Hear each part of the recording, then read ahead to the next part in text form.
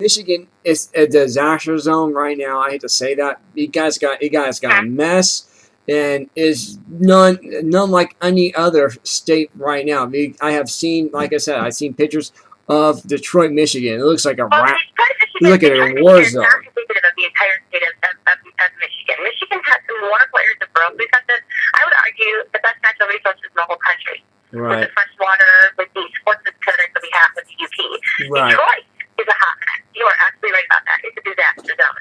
And Detroit is an indicator of what's coming from many other municipalities across the country. Right.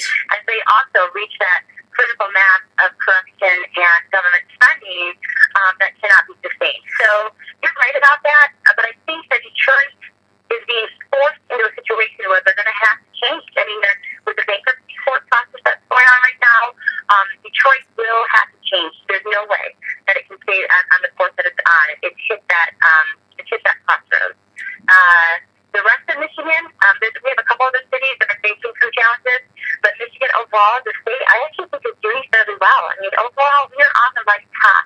But if you look at pictures of Detroit, I agree with you. It's very scary and disconcerting to see a U.S. city in that kind of disrepair.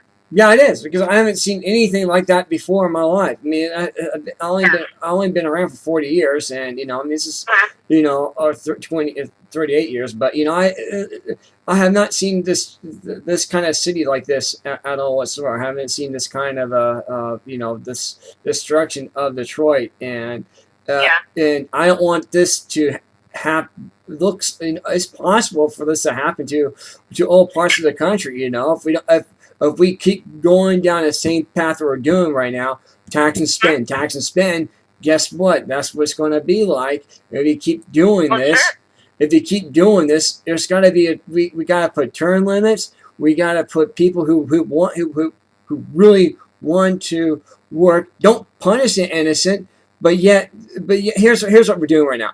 We are what this country's doing is bringing illegal immigrants in this country who have no documentation to be here in the first place, and they're bringing diseases in here that Cara and everything else is just ridiculous. I mean, we need to forget that when immigrants came here in the past, they came with their families. They came wanting to work. They came knowing that they were going to have to work for what they earned. They came knowing that they were going to have to put in the hours, pound the pavement. They brought their families.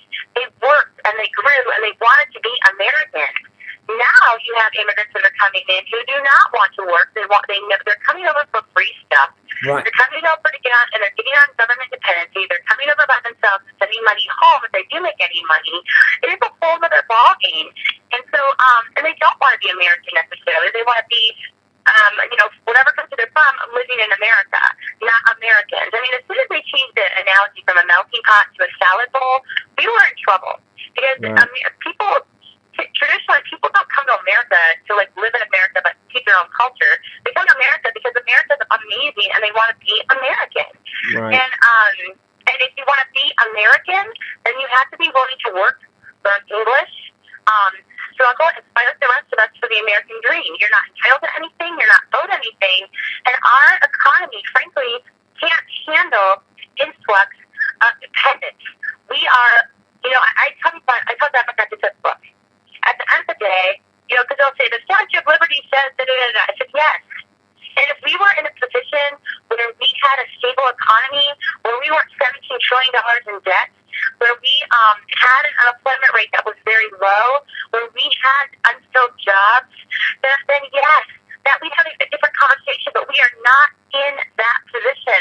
Right. If you can't pay your mortgage and put food on the table, you have no business inviting another family to come live in with you, and that's what we're doing. That's crazy and dumb. Right, it is, and that's pretty...